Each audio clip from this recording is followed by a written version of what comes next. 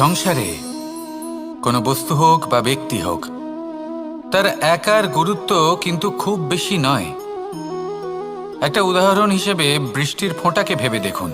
যদি একটি বৃষ্টির ফোঁটা হয় তাহলে তার খুব বেশি গুরুত্ব থাকে না, কিন্তু যখন সহস্র বৃষ্টির ফোঁটা মেঘের মধ্যে দিয়ে ঝরে পড়ে তখন সেটা বর্ষার রূপ ধারণ করে।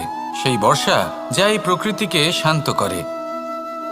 সেইভাবেই পাথরের ছোট টুকরো, তার খুব বেশি গুরুত্ব থাকে না, কিন্তু যখন অসংখ্য পাথরের টুকরো একত্রিত হয় তখন তা পর্বতের আকার ধারণ করে। সেইভাবেই কিছু মানুষ যখন একত্রিত হন তখন তৈরি হয় পরিবার, কিছু পরিবার যখন একত্রিত হয় তখন তৈরি হয় সমাজ, যখন অনেক সংখ্যক সমাজ একত্রিত হয় তখন তৈরি হয় রাজ্য। এবার এই রাজ্যের সবথেকে গুরুত্বপূর্ণ ব্যক্তি হতে পারেন রাজা, কিন্তু তাও সেই রাজা একা কিছু করতে পারেন না। যুদ্ধ লড়ার সময় তারও নিজের সৈন্যদলকে প্রয়োজন পড়ে। কিন্তু এই সংসারে এমন একজন ব্যক্তি আছেন যিনি একাই সব কাজ করতে থাকেন, এবং সেই ব্যক্তি হলেন মা। আমাদের জীবনে একজন পিতার ভূমিকা কিন্তু নিঃসন্দেহে অমূল্য, কিন্তু আমাদের সকলের জীবনে যে ভূমিকা একজন মায়ের তা অন্য কারোর থাকে না। একজন মা একাই সন্তানকে বড় করতে পারেন, সংস্কারী করে তুলতে পারেন, তার জন্য পরিশ্রম করেন। আর এত কিছু কাজ করার পরেও তার কাজের জন্য তিনি প্রশংসা অবশ্য পান না।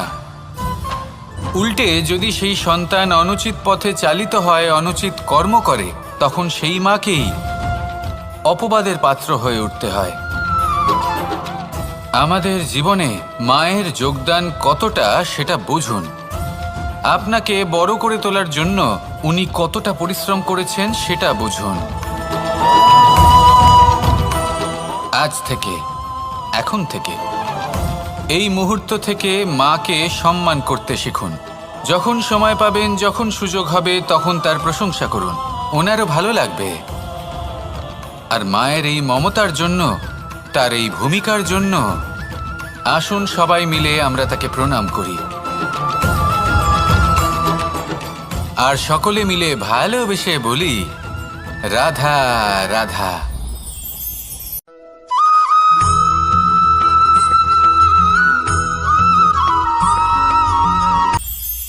এটা হলো ধান গাছ। এর থেকে যে চাল উৎপন্ন হয় তা মানুষ গ্রহণ করেন। আর এটা কি? এ হলো জংলি ঘাস। একবার ভেবে দেখুন, যদি এই জংলি ঘাস ধান গাছের আশেপাশে থাকে তাহলে কি হবে? ধান উৎপন্ন হতে পারবে? তা উৎকৃষ্ট হতে পারবে? আমরা কি তা গ্রহণ করতে পারবো? কখনোই নয়। এই জংলি ঘাস ধানকে নষ্ট করে দেবে, কিন্তু নিজে জীবিত থাকবে। এটাই হলো আজকের শিক্ষা।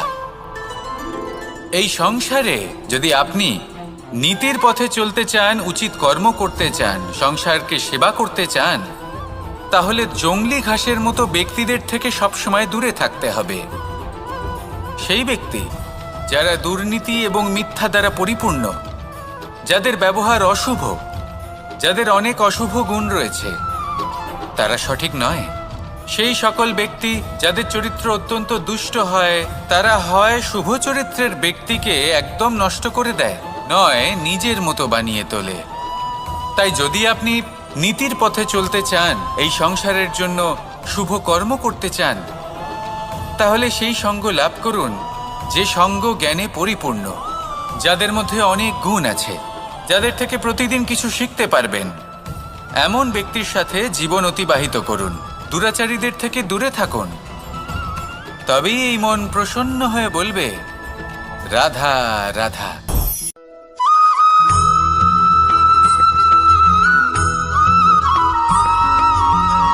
সংসারে আমাদের জীবনে যখন কোনো সুখ বা দুঃখ আসে, তার জন্য আমরা কাউকে না কাউকে অবশ্যই দায়ী করে থাকি, তাই না? এই ব্যক্তি আমাদের সাথে এরকম কাজ করেছেন, তাই আমার সাথে এমন হলো। ওই ব্যক্তি যদি এমনটা না করতেন তাহলে আজ আমি ওই স্থানে পৌঁছতে পারতাম। সবই আপনার দৃষ্টিভঙ্গির ওপর নির্ভরশীল, আর যদি আপনার দৃষ্টিভঙ্গি এমন হয় তাহলে তা অনুচিত। সত্যি কথা বলতে এই সংসারে ভিন্ন ভিন্ন ধরনের মানুষ আছে। এটা আপনার উপর নির্ভর করছে কিভাবে তাদের স্বাগত জানাবেন।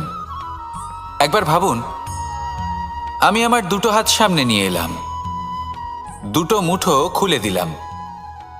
দুই প্রকারের মানুষ আসবেন, কিছু না কিছু দিয়ে যাবেন। এই মুঠো যদি আমি বন্ধ করে দিই, তাহলে না কেউ আমাকে কিছু দিতে পারবে, না আমার কিছু যাবে আসবে। নিশ্চয়ই বুঝতে পারছেন এই দুই ধরনের ব্যক্তি কারা এবং তারা কি দিয়ে যান। আমি যদি নিজের মুঠো খুলে দিই, তাহলে কিছু ভালো মানুষ আসবেন, আমাকে আনন্দ, সন্তুষ্টি, জ্ঞান প্রদান করে যাবেন, ভালো অভিজ্ঞতা দিয়ে যাবেন। কোনো খারাপ ব্যক্তি যদি আসেন, তাহলে তিনিও খারাপ অভিজ্ঞতা দেবেন, যার থেকে আমি শিক্ষা লাভ করব। এই সব কিছু আমি লাভ করতে পারি। মুঠো যদি বন্ধ করে রাখি, তাহলে আমি কিছুই পাবো না। দেখুন, এই সংসারে প্রত্যেকের জীবনে এইরকম। প্রত্যেকের জীবনে সবকিছুই আছে, ভালো খারাপ দুই মানুষই আছে। ভালো অভিজ্ঞতা আছে, খারাপ অভিজ্ঞতা আছে। নির্ভর করছে আপনার ওপর যে আপনি কি করবেন, এনাদের স্বাগত কিভাবে জানাবেন, কার থেকে কি বুঝবেন, কি শিখতে পারবেন, আর কোন দৃষ্টিভঙ্গি নিয়ে অগ্রসর হবেন। এটাই নির্ধারণ করবে যে আপনার জীবন কেমন হবে। আসুন আমার সাথে ভালোবেসে বলুন, রাধা রাধা।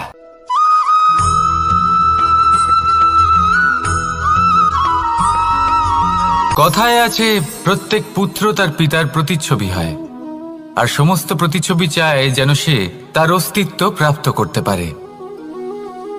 পুত্র চায় সে যেন তার পিতার মতো হয়, বা কখনো কখনো তার থেকেও শ্রেষ্ঠ হয়।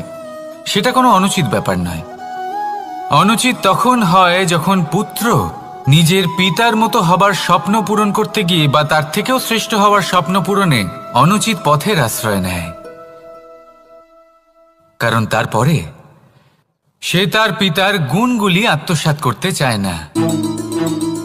সে শুধুই এটা চায় যে সংসারের চোখে যেন আমি শ্রেষ্ঠ প্রমাণিত হই। এটা অনুচিত। সংসারে এমন অনেক মানুষ আছেন যারা এই কারণে শ্রেষ্ঠ হওয়ার চেষ্টা করেন যাতে তার পরিবারের, তার পিতার সম্মান বৃদ্ধি পায়। এমনও মানুষ থাকেন, আর এটাই হলো পার্থক্য উদ্দেশ্যের।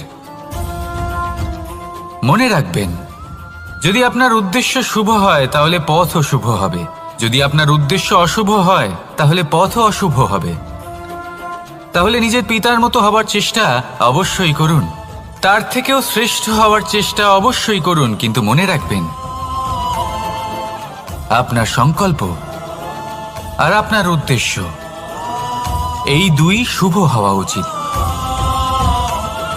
তাহলে আসুন আর আমার সাথে ভালোবেসে বলুন, রাধা রাধা।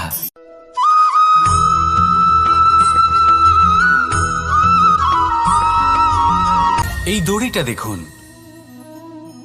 ছোট ছোট রেশম দ্বারা তৈরি। এটা সরু সুতো দ্বারা তৈরি হয়েছে। এটা আরে অত্যন্ত কোমলও বটে। আর আপনি চাইলে এটা সোজাও করে দিতে পারেন, আর চাইলে এটা বেঁকিয়েও দিতে পারেন, আর যদি চান তাহলে এটা গোল গোল করে বেঁধে কোথাও রেখেও দিতে পারেন। এবার এই কোমল দড়ি যদি কোনো নিষ্ঠুর কঠিন পাথরে বারংবার জড়িয়ে দেওয়া হয়, তাহলেও তাকেও কাটতে পারে, নিজের ছাপ ছেড়ে যেতে পারে, সেটার আকারও বদলে ফেলতে পারে। এবার এর কারণ কি? এর কারণ হলো অভ্যাস আর নিরন্তর প্রচেষ্টা। যদি আপনিও চেষ্টা করেন আর নিরন্তর কর্ম করে যান, তাহলে আপনার প্রারব্ধ পাথরের মতো কঠিনই হোক না কেন, তাতে ভাঙন ধরিয়েও আপনি নিজের লক্ষ্যে অবশ্যই পৌঁছতে পারবেন। একটা গুরুত্বপূর্ণ কথা মনে রাখবেন, সুকর্মের অভ্যাস আর নিরন্তর প্রয়াস, এই হলো সাফল্যের মন্ত্র। তাহলে জীবনে এই মন্ত্র আনুন আর আমার সাথে ভালোবেসে বলুন, রাধা রাধা।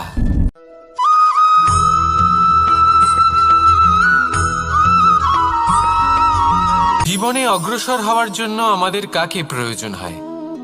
মাতা পিতা, বন্ধু, প্রেম, সাহায্য, অর্থ, পরিশ্রম, আশা। ভিন্ন ভিন্ন মানুষ ভিন্ন ভিন্ন বিকল্প চয়ন করে। যদি আমি আপনাকে বলি,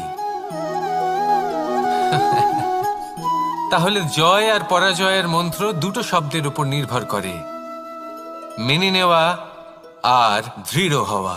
যদি মেনে নেন তাহলে হেরে যাবেন, যদি দৃঢ় হন তাহলে নিশ্চিত রূপে জয়ী হবেন। যদি কখনো আপনি ক্লান্ত হয়ে ওঠেন, আপনি দুঃখী হন, পুরোপুরি ভেঙে পড়েছেন, তখন মেনে নেবেন না যে আপনি ভেঙে পড়েছেন, নয়তো হেরে যাবেন।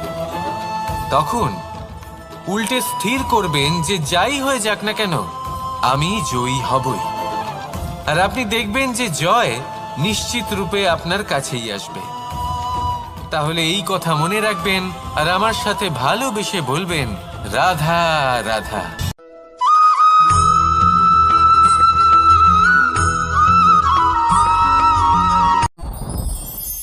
সাথী।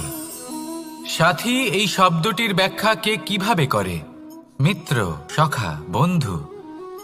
কিন্তু অর্থ একটাই, তিনি যিনি আপনার সঙ্গী হন আর তিনি যার সাথী আপনি হন। এবার সব থেকে বড় প্রশ্ন হলো এটাই যে তিনি কে হতে পারেন যাকে আপনি আপনার সাথী বলে মেনে নিতে পারেন, নিজের সখা, নিজের মিত্র, নিজের বন্ধু মেনে নিতে পারেন। আপনার সাথী হলেন তিনি যিনি দুঃখের সময় আপনার পাশে থাকবেন, আপনার হাত ধরে থাকবেন। আপনার সাথী হলেন তিনি যার হাত আপনি নিজের সুখের দিনে ধরে থাকবেন। সেই সাথীরই হাত ধরুন যিনি দুঃখে সবসময় আপনাকে সাহায্য করার জন্য তৎপর হয়ে থাকেন, আপনার পাশে থাকেন, আর যাকে সুখের দিনে আপনি আপনার সাথে রাখতে পারেন। আর যখন আপনার সাথে আপনার এই সাথী থাকবে তখন আপনি এটা বুঝবেন যে যখন জীবনে দুঃখ আসে তখন এই দুঃখ কমে যায়, সবার মধ্যে ভাগ হয়ে যায়। আর যদি তখন সুখ আসে তাহলে সেটা সবার উপস্থিতিতে আরো বেড়ে যায়। এটাই হলো প্রেম, এটাই হলো ভালোবাসা, এটাই হলো সঙ্গ। যেমন সম্পর্ক আমার আর রাধার মাঝে। তাহলে আসুন আর আমার সাথে ভালোবেসে বলুন, রাধা রাধা।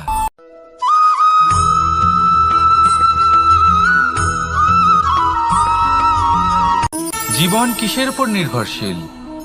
ধনের ওপর, বৈভবের অনুভব যদি আপনি করতে চান তাহলে তা পাবেন শুধু একতার দ্বারা, সংগঠনের দ্বারা।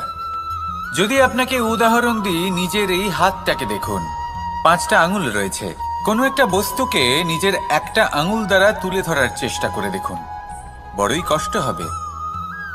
তখন আপনি বুঝতে পারবেন যখন এই 5টি আঙুল একত্রিত হয় তখন কোনো কাজ কতটা সহজ হতে পারে। এটাই হলো শক্তি একতার। সব থেকে ভালো উদাহরণ যদি আপনাকে দিই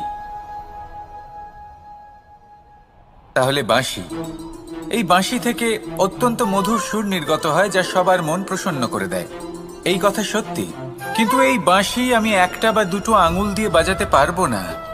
আমাকে প্রত্যেকটা আঙুল ব্যবহার করতেই হবে, তবেই এর থেকে মধুর সুর নির্গত হবে যা সকলকে প্রসন্ন করবে, ঠিক কিনা?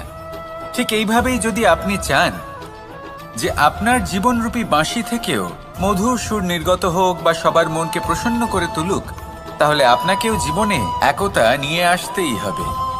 আপনি একাও কর্ম করতে পারেন, পথ চলতেও পারেন, সামনেও এগোতে পারেন, সাফল্যও লাভ করতে পারেন। কিন্তু যখন সকলে একসাথে এগোবেন, সেই পথে চলবেন, সেই কর্মই করবেন, তখন লক্ষ্যে অবশ্যই পৌঁছবেন, সাফল্য অবশ্যই লাভ করবেন। কিন্তু সেই সাফল্য এবং তার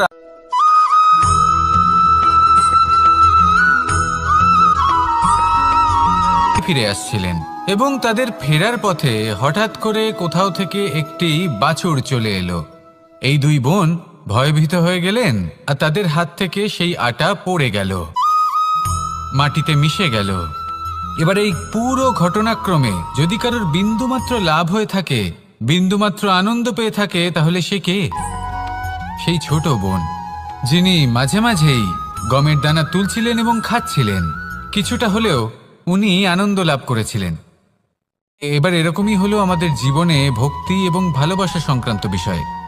মানুষ নিজের জীবনের দৈনিক কাজে এতটাই ব্যস্ত হয়ে পড়েন, প্রত্যেকদিন শুধু কাজ কাজ কাজ কাজ করতে থাকেন, আর তাতে ভক্তি এবং ভালোবাসার জন্য সময় বার করতেই পারেন না।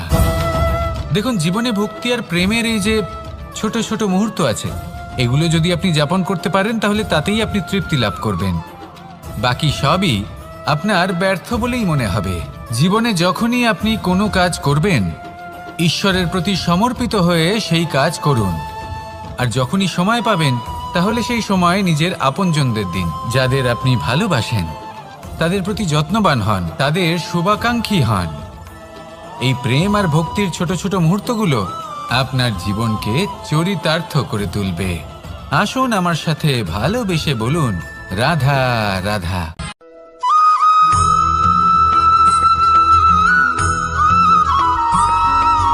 মানুষের একটি সমস্যা আছে যে মানুষ সাফল্যকে মাপতে থাকেন, লক্ষ্যপ্রাপ্তিকে মাপতে থাকেন এবং তার তুলনা করতে থাকেন যে ও এত কিছু পেল আর আমি পেলাম না,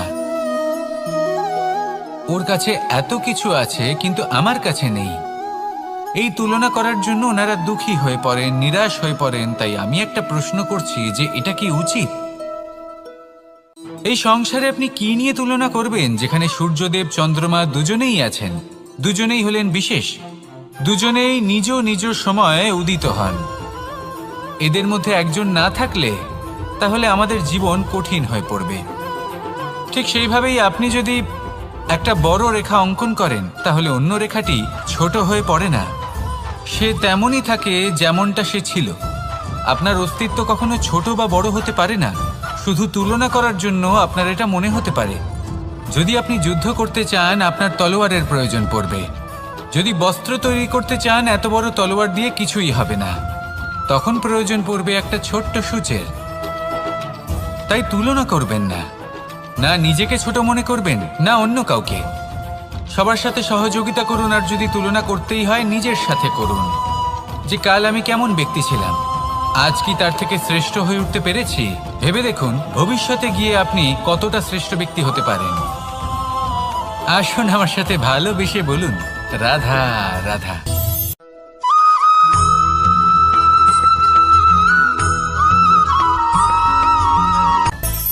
মানুষের মধ্যে একটা বিচিত্র প্রবৃত্তি থাকে, অন্য সকলের বিষয়ে, তাদের জীবনের বিষয়ে, তাদের ব্যক্তিত্বের বিষয়ে, তাদের ভবিষ্যতের বিষয়ে অনুমান করা।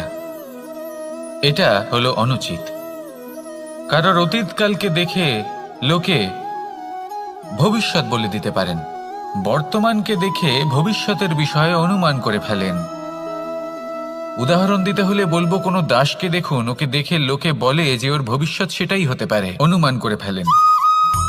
আর এই রাজাকে দেখুন, উনি তো কত সুখী হবেন, উনি তো জগতের সব থেকে অধিক সুখী মানুষ, কত সুখ সুবিধা আছে ওনার কাছে, ধারণা করে ফেলেন।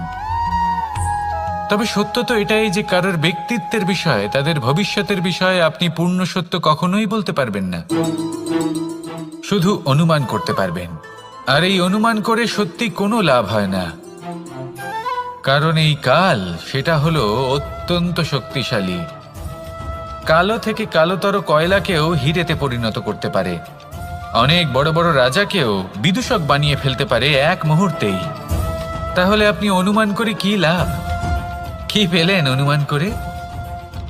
সেই জন্য কারোর বিষয়ে কোনো অনুমান করবেন না, তার ভবিষ্যতের বিষয়ে অনুমান করতে যাবেন না, কারোর বিষয়ে কোনো ধারণা করে নেবেন না। কিছু করতে হলে ভালোবাসুন, সবার মধ্যে ভালোবাসা ছড়ান, সবার মধ্যে ধন্যাত্মক ভাব ছড়ান। এই মন প্রসন্ন হয়ে বলবে, রাধা রাধা।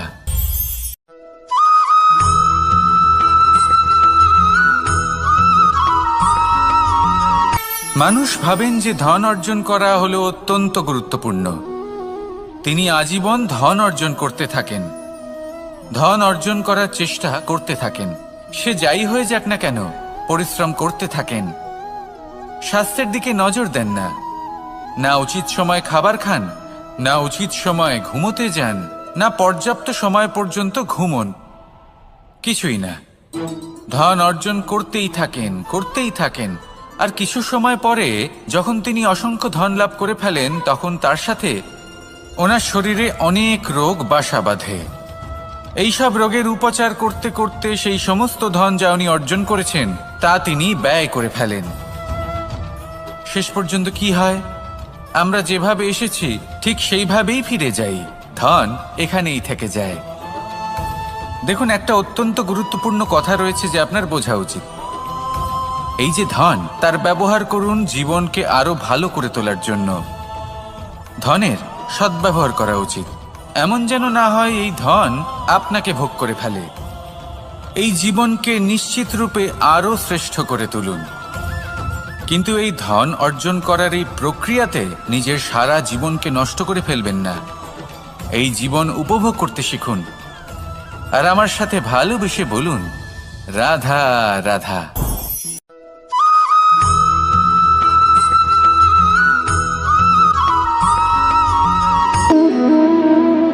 সম্পর্ক হলো আমাদের জীবনের একটি আধার। কিছু সম্পর্ক এমন যে আমরা জন্মসূত্রে লাভ করি, যেমন পরিবার, মা বাবা। কিছু সম্পর্ক আছে যে আমরা জীবনে অর্জন করে থাকি, তা সে প্রেমের হোক, স্নেহের হোক বা বন্ধুত্বের। এই সকল সম্পর্ক লাভ করার বা গড়ে তোলার 5টি ধাপ রয়েছে। প্রথম ধাপ, কোনো ব্যক্তির সাথে আলাপ হওয়া, তার সাথে কথা বলা বা তাকে দেখা। দ্বিতীয় ধাপ, সে ব্যক্তিকে আমাদের ভালো লাগা। তৃতীয় ধাপ, আমাদের এটা চাইতে শুরু করা যে জীবনে এই ব্যক্তি যেন আমাদের বন্ধু হন, আমাদের জীবনে থাকেন, বা আমাদের কাউকে ভালোবেসে ফেলা আর এটা আমাদের ভাবা বা চাওয়া যে সেই ব্যক্তি যেন আজীবন আমার সাথে থাকেন, আমার জীবনে আমার সাথী হয়ে। চতুর্থ ধাপ, লাভ করা। এবার এই ধাপটি অনেক মানুষের পক্ষেই খুবই সরল হয়, বড়ই সরলভাবে নিজেদের সঙ্গীকে লাভ করে থাকেন। কিছু মানুষের জন্য এই ধাপ অত্যন্ত কঠিন হয়ে থাকে। অনেক প্রতিকূল পরিস্থিতির উপর জয়লাভ করে তারা সঙ্গীকে লাভ করেন, কিন্তু লাভ অবশ্যই করেন। এরপরে আসে পঞ্চম, অন্তিম এবং সব থেকে গুরুত্বপূর্ণ ধাপ।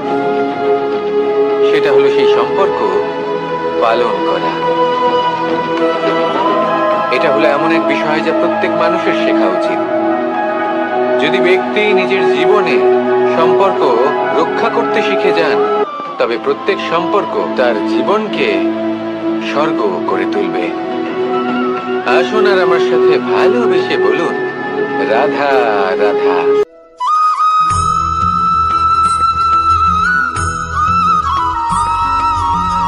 মানুষের মানসিকতা এমন হয় যে সে যতটা করে আশা করে যে তার থেকে অনেক বেশি তার বদলে সে পাবে। দেখুন, সবকিছুই আপনার ভাবনা চিন্তার উপর নির্ভর করছে। আপনি যদি ফলের বিষয়ে ভেবে কর্ম করতে থাকেন তাহলে সেটা অনুচিত। জীবনের আসল আনন্দ হলো নিজের কর্ম করতে থাকা, ফলের চিন্তা করা উচিত নয়। যদি আপনি এরকম ভাবেন যে আমি এতটা করছি, আমার এতটা পাওয়া উচিত, সেই ভাবনা অনুচিত।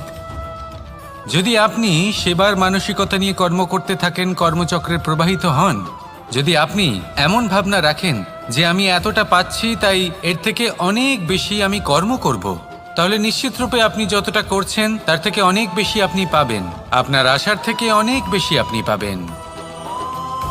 শুধু জীবনে অনেক বেশি কাজ করতে থাকুন, ফলের চিন্তা করবেন না। আর মনে রাখবেন, এই ভাবনাই সব থেকে বড় বীজ।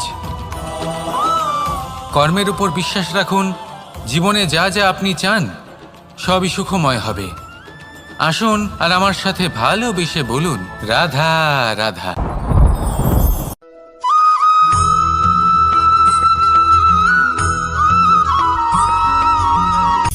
সূচের শেষে একটি ছিদ্র থাকে যার দ্বারা আমরা এই সুতো পরাতে পারি, আর তারপর সূচের সাহায্যে এই সুতো দিয়ে বস্ত্র সেলাই করা যায়।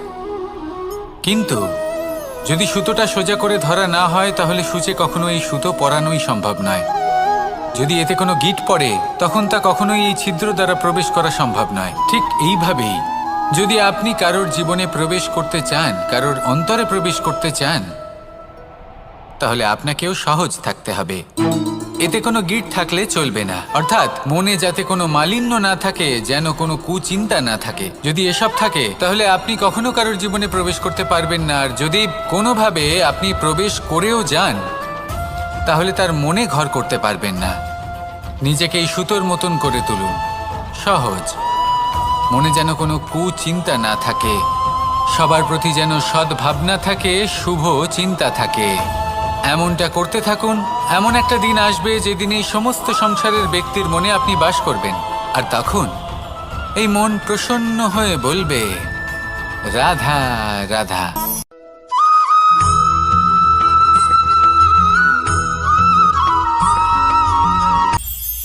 এটা হলো ধান গাছ। এর থেকে যে চাল উৎপন্ন হয় তা মানুষ গ্রহণ করেন। আর এটা কি? এ হলো জংলি ঘাস। একবার ভেবে দেখুন, যদি এই জংলি ঘাস ধান গাছের আশেপাশে থাকে তাহলে কি হবে? ধান উৎপন্ন হতে পারবে? তা উৎকৃষ্ট হতে পারবে? আমরা কি তা গ্রহণ করতে পারবো? কখনোই নয়। এই জংলি ঘাস ধানকে নষ্ট করে দেবে, কিন্তু নিজে জীবিত থাকবে। এটাই হলো আজকের শিক্ষা। এই সংসারে যদি আপনি নীতির পথে চলতে চান, উচিত কর্ম করতে চান, সংসারকে সেবা করতে চান, তাহলে জংলি ঘাসের মতো ব্যক্তিদের থেকে সবসময় দূরে থাকতে হবে। সেই ব্যক্তি যারা দুর্নীতি এবং মিথ্যা দ্বারা পরিপূর্ণ, যাদের ব্যবহার অশুভ, যাদের অনেক অশুভ গুণ রয়েছে, তারা সঠিক নয়। সেই সকল ব্যক্তি যাদের চরিত্র অত্যন্ত দুষ্ট হয়, তারা হয় শুভ চরিত্রের ব্যক্তিকে একদম নষ্ট করে দেয়, নয় নিজের মতো বানিয়ে তোলে। তাই যদি আপনি নীতির পথে চলতে চান, এই সংসারের জন্য শুভ কর্ম করতে চান, তাহলে সেই সঙ্গ লাভ করুন যে সঙ্গ জ্ঞানে পরিপূর্ণ, যাদের মধ্যে অনেক গুণ আছে, যাদের থেকে প্রতিদিন কিছু শিখতে পারবেন। এমন ব্যক্তির সাথে জীবন অতিবাহিত করুন। দুরাচারীদের থেকে দূরে থাকুন। তবেই এই মন প্রসন্ন হয়ে বলবে, রাধা রাধা।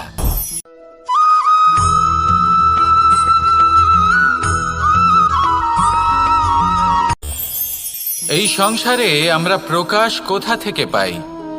এর উত্তর বড়ই সরল। ভোরে যখন সূর্যোদয় হয়, তখন প্রকাশের কিরণ আমাদের ঘরে এসে পৌঁছয়। এইভাবেই আমরা প্রকাশ লাভ করি। এবার এই প্রকাশের আলোতেই আমরা সারাদিনের কাজ সম্পন্ন করি। সন্ধে হয়ে যায়, সূর্যাস্তও হয়ে যায়, আর আমাদের ঘর যাতে অন্ধকার না হয় তার জন্য আমরা একটা প্রদীপ প্রজ্বলিত করি। এটাই ঘটে আমাদের জীবনেও। এবার প্রবাহমান আয়ুর সাথে আমরা আমাদের অন্তরে যদি একটা প্রদীপ প্রজ্বলিত করে নিই, তাহলে বিষয়টাই অন্যরকম হবে। এবার আপনি বলবেন, কোন প্রকাশের কথা বলছি যে আমাদের অন্তরে জাগ্রত করা সম্ভব? আমাদের আত্মার মাঝে প্রেমের প্রকাশ জাগ্রত করার কথা বলছি। কারণ আমাদের এই জীবন, এও হলো দিনের আলোর মতো। আজ প্রকাশ আছে, কিন্তু কোনোদিন অবশ্যই অস্ত হবে। কিন্তু অস্ত হবার আগে যদি আমরা আমাদের আত্মার মাঝে প্রেমের এই প্রকাশ উজ্জ্বলিত করে নিই, তাহলে আমাদের সন্ধ্যাকালও আমরা আনন্দে এবং প্রেমে যাপন করব। তাহলে আসুন আর আমার সাথে ভালোবেসে বলুন, রাধা রাধা।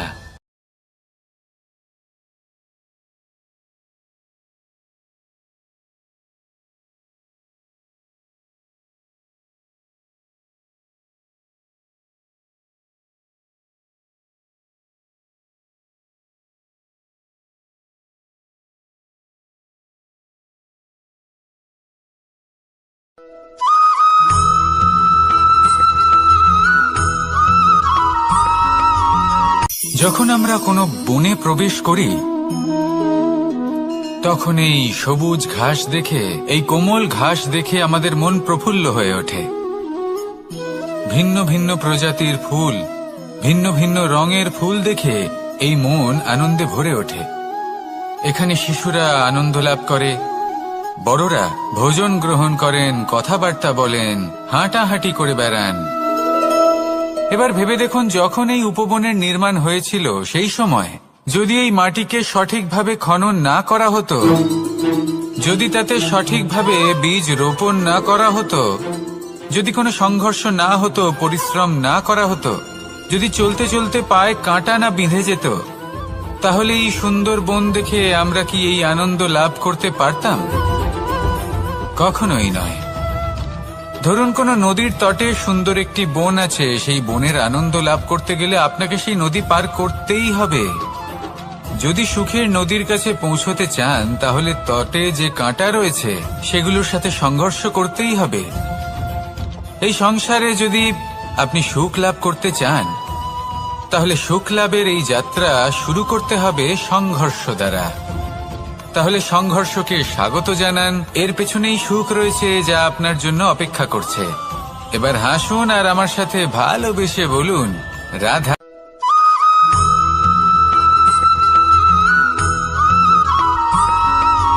আমাদের শরীর প্রকৃতির সর্বশ্রেষ্ঠ রচনা।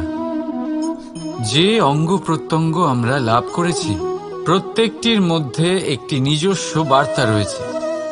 একটু ভেবে দেখুন, দুটি চোখ দিয়েছে দেখার জন্য, দুটি কান দিয়েছে শোনার জন্য, নাসিকাও আছে দুটি, দুটি হাত দিয়েছে দ্বিগুণ পরিশ্রম করার জন্য।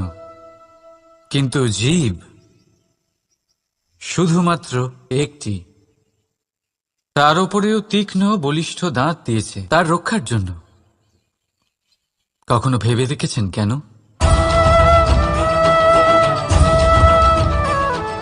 কারণ শব্দ আর শব্দের প্রয়োগ মানুষের সবচেয়ে বড় অস্ত্র, যার প্রয়োগ যত ভেবেচিন্তে করা যায় মানুষ তার জীবনে ততটাই উপরে উঠতে পারে।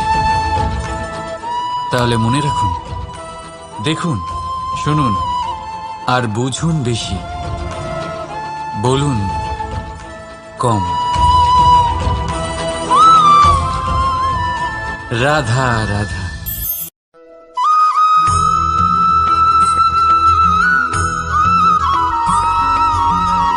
মানুষ ভাবেন যে ধন অর্জন করা হলো অত্যন্ত গুরুত্বপূর্ণ। তিনি আজীবন ধন অর্জন করতে থাকেন, ধন অর্জন করার চেষ্টা করতে থাকেন। সে যাই হয়ে যাক না কেন পরিশ্রম করতে থাকেন।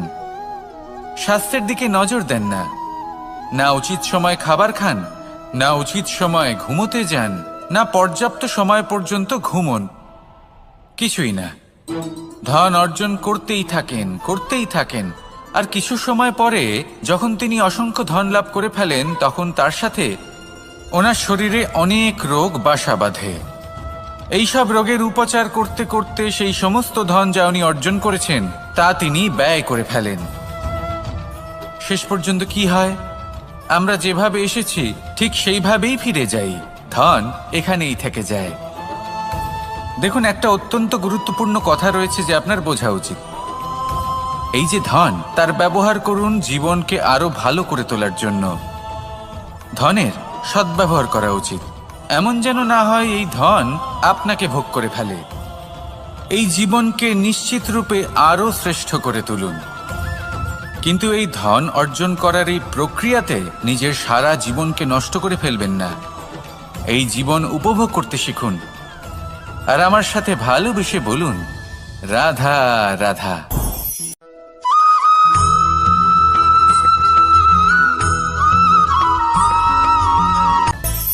মানুষের মধ্যে একটা বিচিত্র প্রবৃত্তি থাকে, অন্য সকলের বিষয়ে, তাদের জীবনের বিষয়ে, তাদের ব্যক্তিত্বের বিষয়ে, তাদের ভবিষ্যতের বিষয়ে অনুমান করা।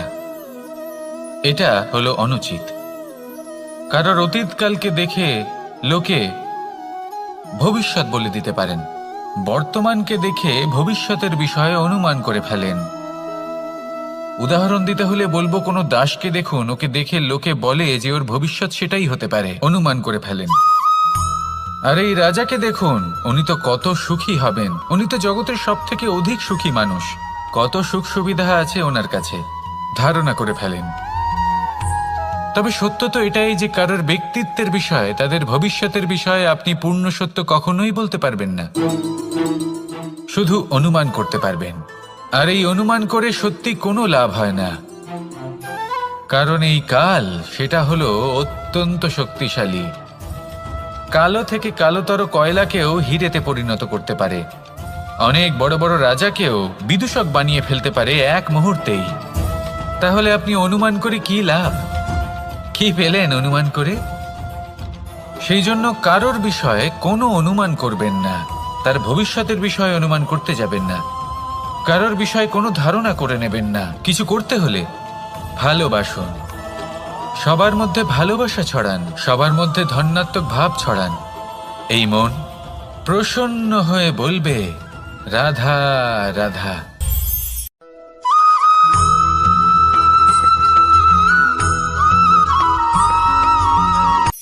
এই সংসারে সাফল্য লাভ করার জন্য জ্ঞানের প্রয়োজন হয়, পরিশ্রমের প্রয়োজন হয়, দৃঢ় নিষ্ঠার প্রয়োজন হয়, নিরন্তর চেষ্টা করা প্রয়োজনীয়। কিন্তু আরও কিছু আছে যা অত্যন্ত প্রয়োজনীয় এবং গুরুত্বপূর্ণ। তা হলো ভালো বন্ধু। তাদের থাকা অত্যন্ত প্রয়োজনীয়। যদি ভালো বন্ধু থাকে তাহলে সময় এলে তারা ঢাল হয়ে আপনাকে সুরক্ষা করবেন।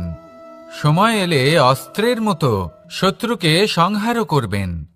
যদি তিনি জ্ঞানী হন, তাদের মধ্যে সদ্গুণ থাকে, তাহলে এই সব গুণ আপনার মধ্যেও প্রবেশ করবে। তাহলে সাফল্যের জন্য ভালো বন্ধু পাওয়া অত্যন্ত প্রয়োজনীয়। কিন্তু শুধু বন্ধু কেন, ভালো শত্রুও থাকা প্রয়োজনীয়। এবার আপনি ভাববেন, এ আমি কি বললাম?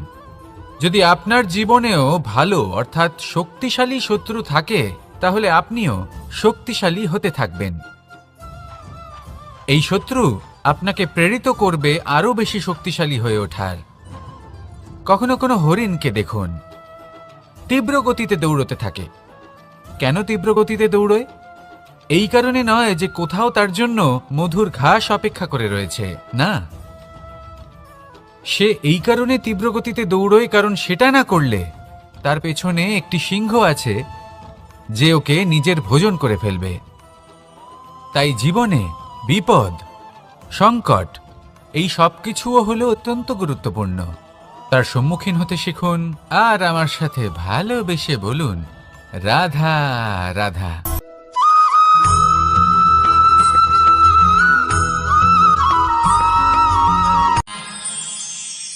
আমরা সবাই সূর্যকে সম্মান কেন করি? কারণ আমরা জানি যে সন্ধেবেলা যখন সূর্যাস্ত হবে তখন শুধুমাত্র অন্ধকার বাকি থাকবে। ঠিক কিছুটা এরকমই হয় আমাদের মাতা পিতাও, যিনি আমাদের জন্ম দেন, আমাদের ভরণ পোষণ করেন, আমাদের বড় করেন, আমাদের প্রেম প্রদান করেন। কখনো কখনো তাদের মুখ থেকে কটু কথা নিঃসৃত হয়, আমাদের দুঃখ হয়, কিন্তু তখন আমাদের এটা বোঝা উচিত এগুলি নিঃসৃত হচ্ছে আমাদেরই মঙ্গলের জন্য। যেমন সূর্যদেব, উনিও উত্তাপ দিয়ে থাকেন আমাদেরই মঙ্গলের জন্য, যাতে ফসল পাকতে পারে, যাতে জল বাষ্প হয়ে মেঘ হতে পারে, বৃষ্টি হতে পারে, আর এই সংসারে নিরন্তর জলের প্রবাহ থাকে। আমাদের মাতা পিতা, তাদের কঠোর আচরণ, তাদের কঠোর অনুশাসনের পেছনে লুকিয়ে থাকে ওনাদের ভালোবাসা। আমাদের তা বুঝতে হবে, সসম্মানে ওনাদের গ্রহণ করতে হবে।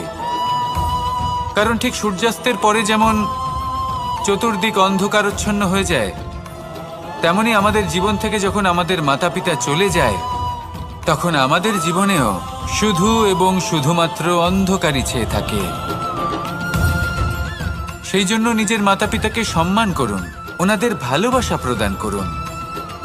এই মন আর এই জীবন প্রসন্ন হয়ে বলবে, রাধা রাধা।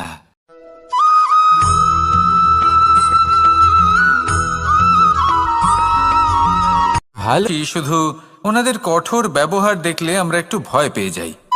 এবার ওনাদের এই কঠোর ব্যবহার আমাদের ভালো না লাগলেও অত্যন্ত আবশ্যক। কারণ মাতার থেকে আমরা যে শক্তি লাভ করি তা যেন নিয়ন্ত্রণ হারিয়ে বিধ্বংসী না হয়ে ওঠে, আমরা যেন কোনো কুপথে না চলে যাই, আমরা কখনো যেন দোষ না করে ফেলি। শুধু সেই জন্য পিতা এবং গুরু একটু কঠোর হয়ে ওঠেন, এবং ওনাদের এই কঠোর আচরণ ভবিষ্যতে গিয়ে আমরা অবশ্যই বুঝতে পারি। জীবনে কিছু বছর আমরা এগিয়ে যাই আর তারপর আমরা বুঝতে পারি যে বাবা এবং গুরু আমাদের যথেষ্ট ভালোবাসতেন, কিন্তু ওনাদের ভালোবাসার বহিঃপ্রকাশ আলাদা। প্রয়োজনীয় হলো এটা দেখার, এটা বোঝার যে শুরু থেকে আমাদের প্রতি ওনাদের আচরণ কেমন ছিল। ওনাদের কঠোর হওয়ার পেছনে ওনাদের ভালোবাসাটা বোঝার চেষ্টা করুন, ওনাদের চিন্তাটা বোঝার চেষ্টা করুন, ওনাদের পথপ্রদর্শনের আড়ালে আপনার ভবিষ্যতের জন্য যে পরিকল্পনা ওনারা করেছেন সেটা বোঝার চেষ্টা করুন। তখন আপনারা বুঝতে পারবেন ওনাদের ভালোবাসাকে। আপনার মনের মধ্যে আপনা থেকেই ওনাদের প্রতি সম্মান জেগে উঠবে। নিজের পিতা এবং নিজের গুরু এই দুজনের প্রতি কৃতজ্ঞতা প্রকাশ করুন আর আমার সাথে ভালোবেসে বলুন, রাধা রাধা।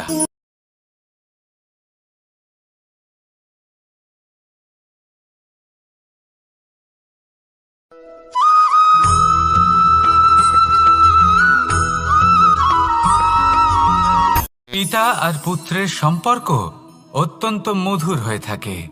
পিতা স্বপ্ন দেখেন, তাকে পূর্ণ করার সকল সম্ভাব্য চেষ্টা করেন, কিন্তু তাও অনেক সময় ওনার স্বপ্ন অপূর্ণ থেকে যায়।